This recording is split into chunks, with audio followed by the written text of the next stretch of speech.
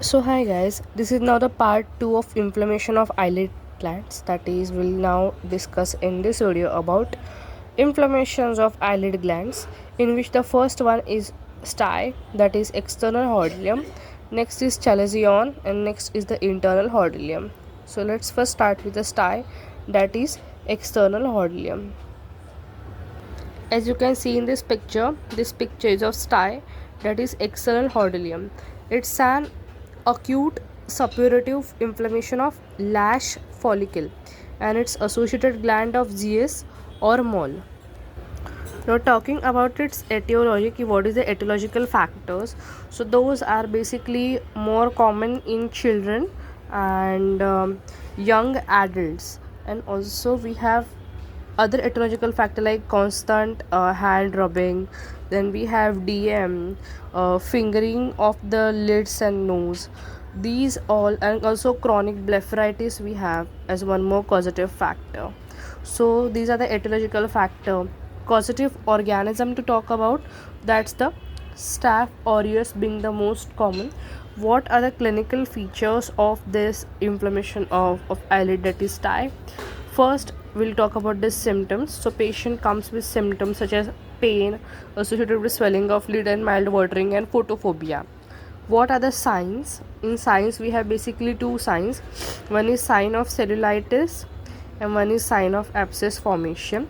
So basically cellulitis is characterized by localized firm red swelling associated with a marked edema, and there is abscess formation is visible pus point at a lid margin, which is in relation to the affected cilia.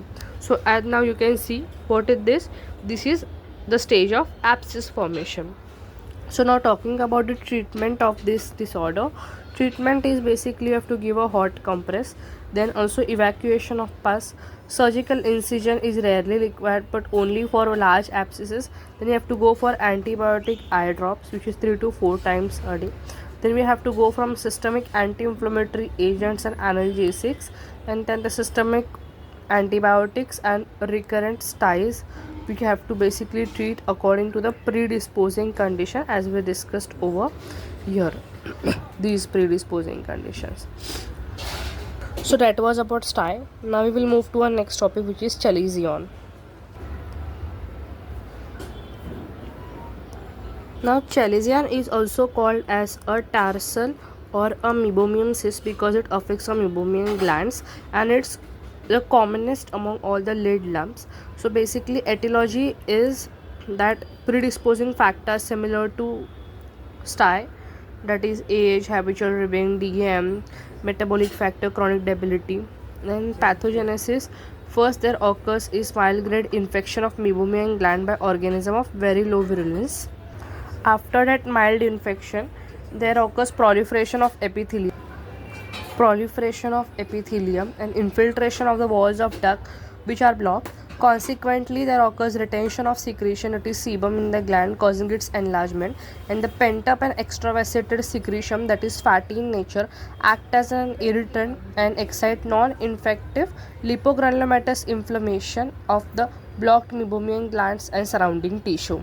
Now talking about the clinical features of chalazion, it's a painless swelling in the eyelid, gradually increasing sign, and that's the main presenting symptom. Then we have mild heaviness in the lid. Also we have blood vision and watering known as a epiphora. What are the signs? In signs, basically we have first is a nodule. First you have to understand the nature of this nodule. Nodule is basically slightly away from the lid margin, which is firm to hard and non-tender on palpation, and the upper lid is involved more commonly in the lower lid, and probably because of the fact that upper lid contains more meibomian gland than the lower lid, and frequently multiple chalazion may be seen. Next is a reddish purple area is seen on palpebral conjunctiva once there is a eversion of the lid. And next is basically projection of main bulk of the swelling on the skin side may be seen rarely instead of conjunctival side, and marginal chalazion occurring occasionally may present as small reddish grey nodule on the lid margin, that is known as small reddish grey nodule on lid margin, that is known as a marginal chalazion. Now talking about the clinical features of chalazion, it's a painless swelling in the eyelid, gradually increasing sign, and that's the main presenting symptom. Then we have mild heaviness in the lid. Also we have blood vision and watering known as a epiphora. What are the signs? In signs, basically we have first is a nodule. First you have to understand the nature of this nodule. Nodule is basically What are the basic clinical course and complication? Complete spontaneous resolution may occur rarely. Slow increase in sign is often seen. Eventually, it may become very large. Then, fungating mass of granulation tissue may be formed occasionally when the lesion bursts on the conjunctival sac. Next is secondary infection may lead to formation of hordeolum internum. That is very important. Secondary infection, hordeolum internum, calcification and malignant change into meibomian gland adenocarcinoma. Talking about treatment is conservative treatment, that is in a small soft and recent chalazion, hot fermentation, topical antibiotic ointment and oral anti-inflammatory drugs may help. Then there is a intralesional injection of long-acting steroid triamcinolone. It's reported to cause resolution in about 50% of cases. Then there is an incision and curettage, conventional effective treatment of chalazion. Surface anesthesia is obtained by instillation of xylocaine drops in the eye and lid in the region of chalazion.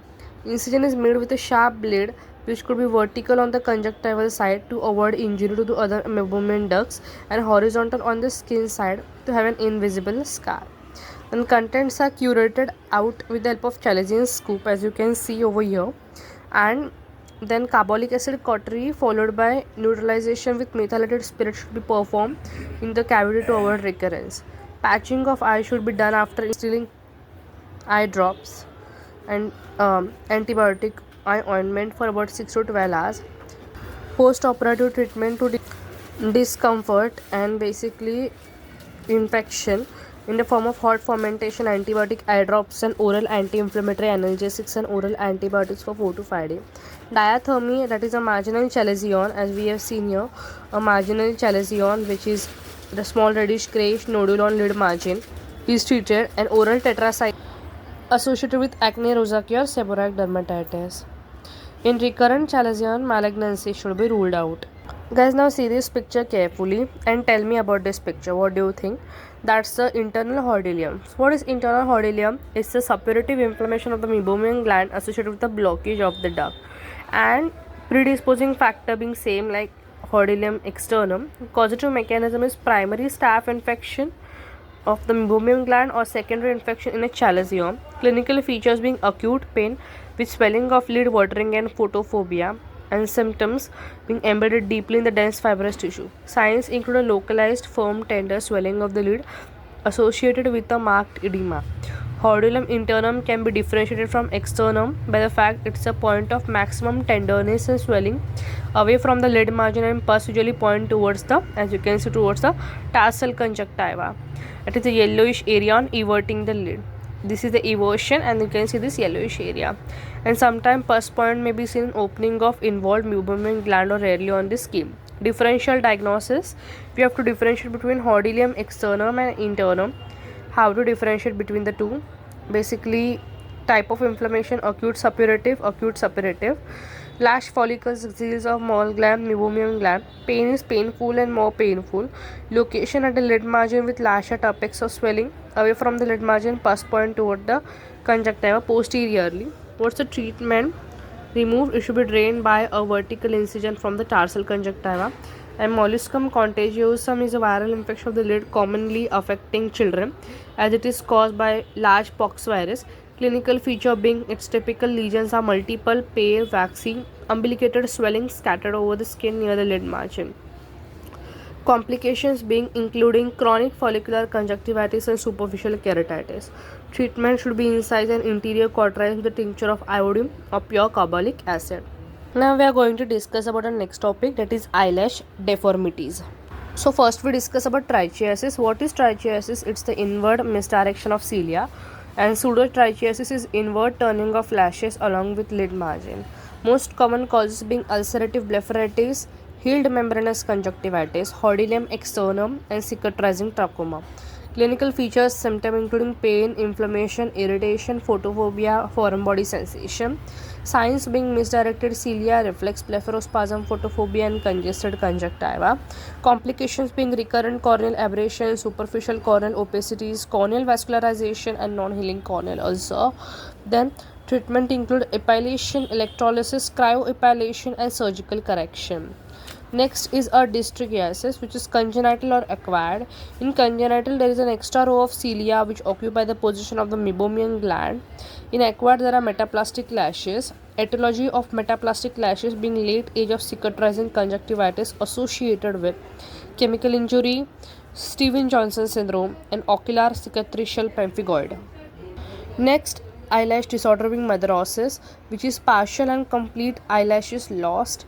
Local causes being chronic blepharitis, cicatrizing conjunctivitis, and complications of cryotherapy or radiotherapy. And systemic being alopecia, psoriasis, and hypothyroidism and leprosy. Next is trichomegaly, which is excessive eyelash growth. It may be congenital, familial, porphyria, drug-induced, hypothyroidism, malnutrition, or AIDS.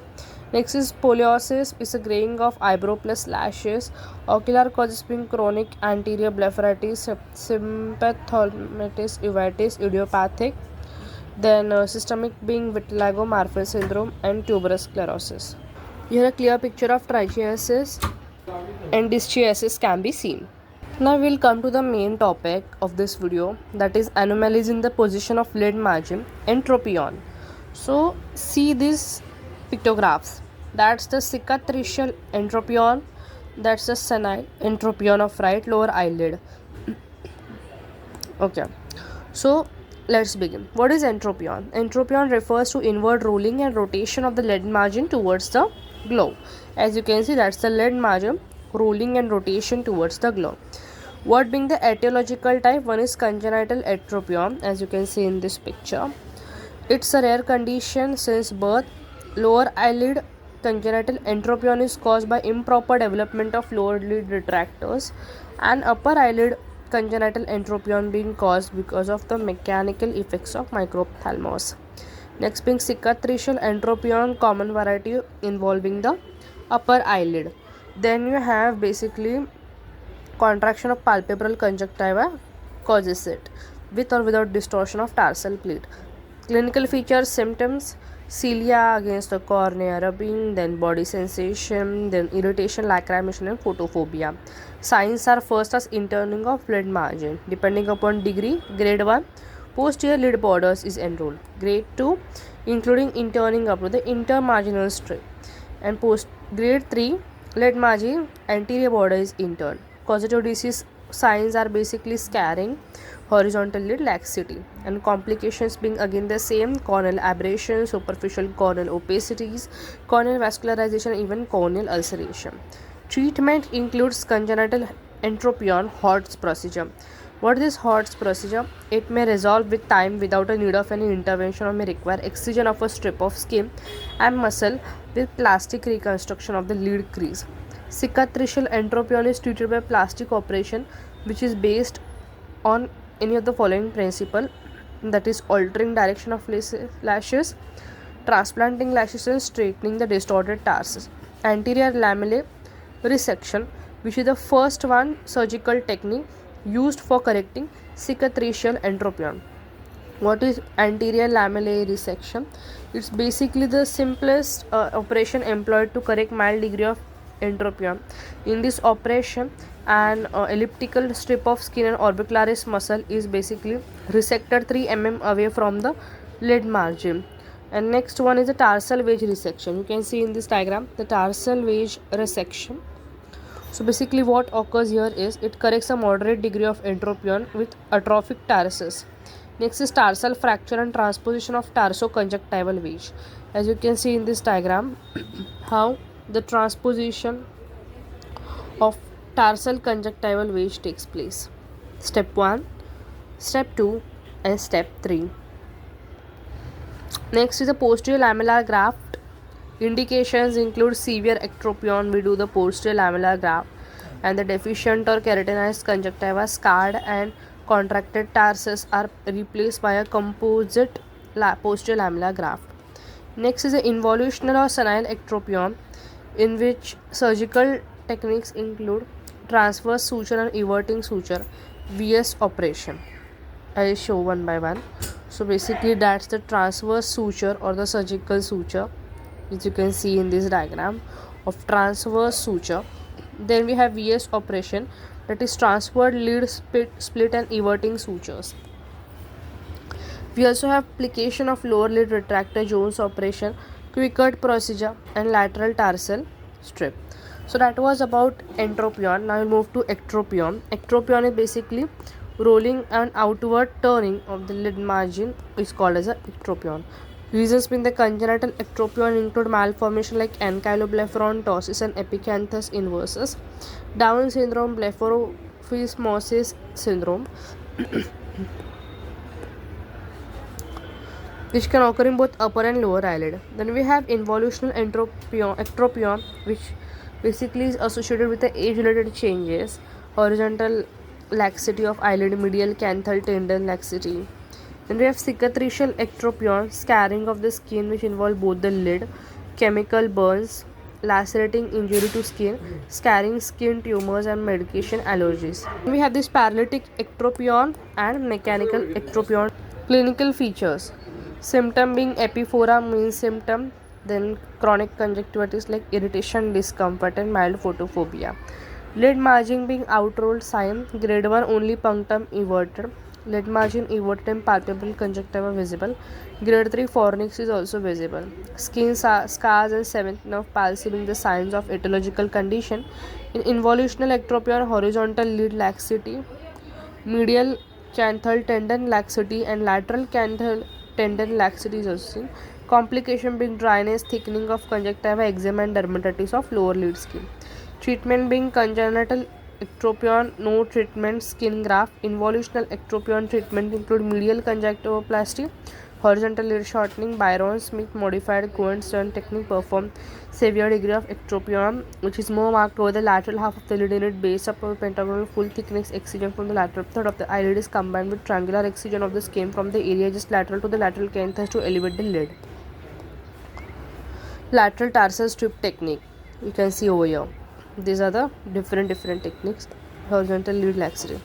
Next being the paralytic entropion. Paralytic entropion when due to Bell's palsy. Temporary measures: topical lubricant, tapering temporal side of eyelid and sutural tarsorrhaphy. Permanent measure: horizontal lid tightening and palpebral sling operation. Cicatricial entropion being VY operation. It is indicated in mild degree ectropion. It is V-shaped incision is given. Skin is undermined and sutured in a Y-shaped pattern. Then Z-plasty being an operation useful in mild to moderate degree of ectropion. Excision of scar tissue and full thickness skin grafting in severe cases. Then we have basically mechanical ectropion. Okay, skin graft, upper lid, behind the ear and inner side of the upper arm. Mechanical ectropion is corrected by treating the underlying mechanical factor causing the ectropion. So that was about ectropion. Now we'll move to one more thing. This you can see VY diagram, VY operation. Then okay, now see these diagrams and tell me what kind of anomaly is this. This anomaly is known as a symblepharon. Symblepharon, A being the posterior symblepharon, here as you can see, B being the total symblepharon, C being the anterior posterior symblepharons. So you can see in these diagrams as such. So basically what is symblepharon? Lid become adherent with the eyeballs, so as a result of adhesion between palpebral and bulbar conjunctiva, and basically it results from kissing raw surface upon the palpebral and bulbar conjunctiva. Common causes: chemicals and thermal burns, conjunctivitis. Clinical features being ocular movement, diplopia, like ophthalmos, cosmetic disfigurement being the most common complaint. Type of symblepharon: anterior symblepharon, adhesion present only in the anterior part. Posterior symblepharon, adhesions present in the fornices, and total symblepharon, adhesion involving the whole of the lid. Complications being dryness, thickening and keratinization of conjunctiva, prolonged exposure and corneal ulceration. Prophylaxis being raw surfaces adhesion being prevented by sweeping a glass rod coated with lubricant. Therapeutic soft contact of lens. Curative treatment: mobilizing the surrounding conjunctiva, conjunctival buccal mucosal graft, amniotic membrane transplantation. Next is ankyloblepharon. Ankyloblepharon means adhesion between the margins of upper and lower lid. May occur as a congenital anomaly. It may occur as a result of acquired adhesion. Clinically, it's being a complete or incomplete, usually associated with the symblepharon. Treatment being Lid should be separated by excision of the adhesion between the lid margin and kept apart during the healing process. Next is blepharophimosis condition. Extent of palpebral fissure is decreased and it appears contracted at the outer canthus. Etiology being congenital or acquired due to formation of vertical skin fold at lateral canthus following eczematous or contraction. Next is lag of ophthalmos. Facial nerve palsy, as we see, this condition is kind of inability to close the eyelids voluntarily. Next, blepharophimosis. In this condition, the extent of palpebral fissure is decreased. It appears contracted at the outer canthus. Etiology being congenital or acquired to formation of vertical skin fold at lateral canthus following eczematous contraction. Usually, no treatment is required, and in marked cases, canthoplasty operation is performed. Lagophthalmos condition is characterized by inability to close the lids voluntarily. Etiology being occurring patient with paralysis of orbicularis oculi muscle, cicatricial contraction of lid symblepharon, severe ectropion, proptosis in following over resection of the levator muscle for proptosis, and in comatose patient.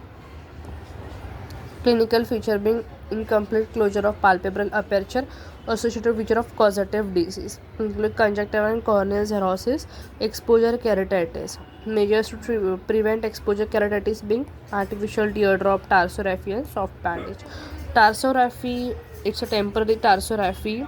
Indication being to protect the cornea, as you can see, paramedian tarsorrhaphy, as you can see. Lid margin with aim to narrow the almost same palpebral aperture. Two type, temporary and permanent. To protect the cornea means seventh nerve palsy is expected to recover. Assist the healing in an indolent corneal ulcer, and to basically healing skin graft of the lid to correct position. Incision and suturing being the same, and permanent tarsorrhaphy. Indications are important, that is established cases of seventh nerve palsy, no chance of recovery, and established cases of neuroparalytic keratitis with severe loss of corneal sensations. Now we talk about blepharospasm. What is blepharospasm? It's basically involuntary, sustained and forceful closure of the eyelid. It forms in two forms: essential blepharospasm, that is between 45 to 65 years of age. It's idiopathic condition and rare. And reflex blepharospasm occurs due to reflex sensory stimulation through branches of fifth nerve in conditions such as phylacteral keratitis, interstitial keratitis, corneal foreign body, corneal ulcers, and iridocyclitis. Also seen in excessive stimulation of retina by dazzling light stimulation of facial nerve due to central causes, and in some hysterical patient. Clinical feature: persistent epiphora may occur due to spasmodic closure of canaliculi, which may lead to eczema of the lower lid. Edema of the lid is a frequent occurrence. Spastic entropion in elderly people and spastic ectropion in children and young adults may develop in long-standing cases. Blepharophimosis may result due to contraction of skin fold during eczema. Treatment: botulinum toxin and facial denervation. Then treatment of reflex blepharospasm being causative disease should be treated to prevent recurrence, and associated complications should be treated. Talking about ptosis, we have, so basically it's congenital ptosis, that's simple, and being blepharophimosis syndrome, as you can see. Now we will discuss a topic called ptosis, which actually maybe we can call as the last topic of this video. I was planning to take ptosis as a complete different topic, but I felt let it be covered in this video only, so that this series of disorders of eyelid can be completed in this video only. So let's start basically ptosis. Ptosis being the abnormal drooping of upper eyelid, which is called as a ptosis. Normally, upper eyelid covers about upper 1/6 of the cornea, about 2 mm. Ptosis covers more than 2 mm. Etiology being congenital weakness or maldevelopment of the levator palpebrae superioris muscle. Characteristic feature of congenital ptosis being drooping of one or both upper eyelid, more often since birth, of variable severity. Lid crease is either diminished or absent. Lid lag or down gaze. Ptosis lid is higher than the normal due to tethering effect of abnormal LPS muscle. It is in contrast to acquired ptosis, in which ptotic lid is lower than the normal. In down gaze also, and LPS function may be poor or fair on good depending upon the degree of weakness. Associated factors being absence or presence of the other feature like Simple congenital ptosis with associated weakness of superior rectus muscle. Blepharophimosis syndrome comprising of congenital ptosis, blepharophimosis and telecanthus and epicanthus inversus. Congenital sign kinetic ptosis. In this condition, there occur retraction of ptotic lead with jaw movement, that is with stimulation of ipsilateral pterygoid muscle. The levator palpebrae is also stimulated, and it occurred to trigemino-oculomotor synkinesis, that is fifth and third cranial nerve. Two or more muscles innervated independently by these two cranial nerves have simultaneous or coordinated movement.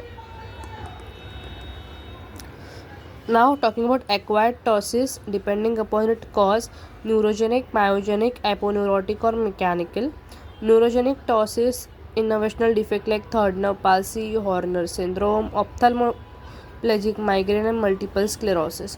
Horner syndrome occurred to oculosympathetic paresis characterized by classical triad of mild ptosis, paralysis of pneumolar muscles, miosis, paralysis of dilator pupillae, and reduced ipsilateral sweating and hydrosis. Other features include mild anophthalmos, loss of ciliospinal reflex, heterochromia, ipsilateral iris is lighter in color, pupil is slow to dilate, and there occurs a slight elevation of lower eyelid. Talking about acquired myogenic ptosis occur due to acquired disorder of LPS muscle or of the myoneural junction. It may be seen in patient with myasthenia gravis, dystrophic myotonia, then with basically oculopharyngeal muscular dystrophy following trauma to LPS muscle, thyrotoxicosis and Lambert-Eaton myasthenia syndrome. So next is a aponeurotic ptosis as developed due to defects in the levator aponeurosis in presence of a normal functioning muscle, and it include involutional or senile ptosis, post-operative ptosis which is sometimes observed after cataract and retinal detachment surgery, ptosis due to aponeurotic weakness, that is muscle and muscle ka end is aponeurosis, aponeurotic weakness, levator palpebrae superioris aponeurotic weakness associated with the blepharochalasis and traumatic dehiscence or disinsertion of the aponeurosis. Next being the mechanical ptosis, which may result due to excessive weight on the upper lid as seen in patient with lid tumor, multiple chalasia. Lid edema may also be due to scarring, that is cicatricial ptosis as seen in patient with ocular pemphigoid and trachoma. Now we will see about the clinical evaluation of ptosis. How to clinically evaluate ptosis? First step is the history taking. Basically history should include what? Age of onset, then we should take a family history, then we should take basically history of trauma, we should take history of eye surgery, and we should take basically variability to degree of ptosis. Next being the examination after history taking. So in examination we have basically include pseudotosis. What is pseudotosis? That is stimulated ptosis which has common causes such as basically ipsilateral conditions being the microphthalmos, being the thesis bulbi, being the inophthalmos, being the prosthesis, being the brotosis, or being the dermatochalasis, or being the hypotropia. These being the ipsilateral conditions. Now talking about the contralateral condition, which include basically the eyelid retraction, being the high myopia and proptosis. After this, the second step should be observation. Observation in whenever a case of ptosis come, what observation should be done? First observation, that whether the ptosis is unilateral or bilateral. That is bilateral ptosis include congenital ptosis, myasthenia gravis, myotonic dystrophy, then Kearns-Sayre syndrome, Lambert-Eaton myasthenia syndrome, and chronic progressive external ophthalmoplegia. Then we must see whether eyelid crease is present or absent. Then we must see jaw winking, that is basically phenomenon is present or absent. Then because why jaw winking? The pterygoid muscle and LPS muscle I told you before one. Then basically there is an associated weakness of any extraocular muscle. Then is there any kind of Bell's phenomenon? What is Bell's phenomenon? It's basically upward and outrolling of the eyeball during forceful closure is present or absent. Next is function of orbicularis oculi muscle.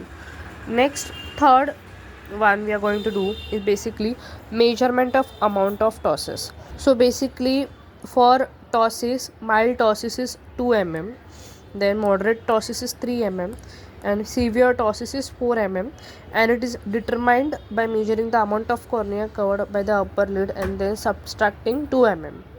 Then we discuss about a fourth step, that is margin reflex disease. What is margin reflex disease? It refers to distance between the upper lid margin and the corneal light reflex. In unilateral ptosis, the difference between margin reflex disease is two types. Basically is given by normal being given as the 4 mm, then mild ptosis being 2 mm, and moderate ptosis being 1 mm, and severe ptosis being 0 or less. So basically MRD2, that is marginal reflex disease distance 2, is the distance between corneal light reflex and center of lower lid margin or in primary position. Basically sum of MRD1 plus MRD2 is equal to palpebral fissure height, that is PFH. Now the next fifth step in assessment is basically assessment of levator function. How to assess levator function is determined by the lid excursion caused by LPS muscle. This method is known as the Buch's method. In this, patient is asked to look down and the thumb in one hand is placed firmly against the eyebrow of the patient to block the action of frontalis muscle by the examiner, and then the patient is asked to look up and the amount of upper eyelid excursion is measured by a ruler. Basically that's the technique. Normal being 15 mm excursion, good being 8 mm or more, fair being 5 to 7 mm, and poor being 4 mm or less. So special investigation in acquired ptosis are first being the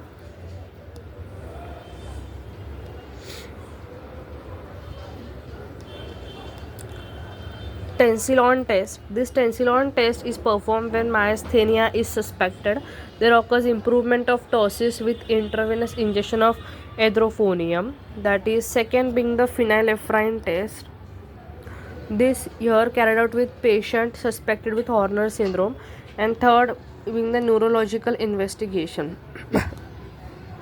So basically neurogenic ptosis in patient neurogenic ptosis required to find out the cause, and seventh being the photographic record.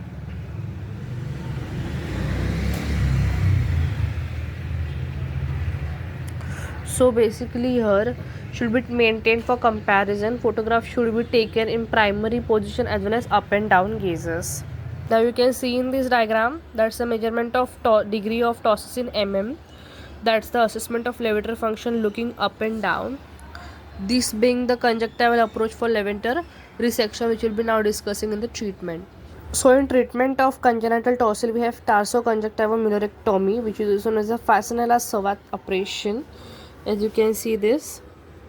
Then next one we have is basically levator resection. You can see this diagram of levator resection. Then moderate ptosis being good function of levator resected 16 to 17 mm, fair function 18 to 22, and poor function being 23 to 24 mm, which is maximum. And in techniques we have conjunctival approach known as Blaskowitz operation. Then we have skin approach known as Everbuch's operation, frontalis sling operation. As you can see, that's the frontalis sling operation. Treatment of acquired ptosis, treat the underlying cause. Conservative treatment should be carried out. Surgical procedure Horner syndrome के लिए Fasanella Savat operation. Neurogenic ptosis, third nerve palsy, frontalis sling operation. Now let's discuss about lid retraction. Normally eyelid 1/6 of the cornea. Causes of lid retraction congenital because of duodenal retraction syndrome and Down syndrome. Thyroid eye disease being the more common cause. Mechanical causes of lid retraction are surgical overcorrection of ptosis, scarring of upper eyelid skin after burns. Neurogenic causes include facial palsy, third nerve misdirection, Marcus Gunn jaw winking syndrome, paranoid syndrome, and effect of sympathomimetic eye drop. Systemic causes being uremia. I have a small activity for you guys. Just find out more about paranoid syndrome. That would be a little fun activity in this informative video. Now tumors of eyelid. See this pictograph. This is capillary hemangioma. That's xanthelasma. You can see neurofibroma, upper eyelid and divided nevi of eyelid. Then you have this basal cell carcinoma of lower eyelid, squamous cell carcinoma of upper lid, meibomian gland carcinoma of lower eyelid, and malignant melanoma. So these being the common lid tumor, benign tumor में simple papilloma nevus, hemangioma, neurofibroma, precancerous condition solar keratosis, carcinoma in situ, xeroderma pigmentosa, malignant tumor, squamous cell carcinoma, basal cell carcinoma, malignant melanoma, and sebaceous gland carcinoma. So few questions, that is, which is the most common malignant tumor of the lids? That's basal cell carcinoma. And which is the most common site for occurrence of basal cell carcinoma? That's the medial canthus. So yes guys, this was all about disorders of eyelid. Some part of it was covered in previous video, and now rest of all the other entire part was discussed in this video. So yes, I hope you guys found this video very informative, helpful, studyful, and at the same time useful also. And anytime extraction of information takes place, it holds a dimension over all the courses, pan courses, let it be a normal ophthalmologist, optometry course. This topic is irresistible, inseparable, and it's extremely genuinely important in our clinical practice and medicine also. So I hope this video helps you in your more informative sea, an ocean of knowledge. Thank you so much.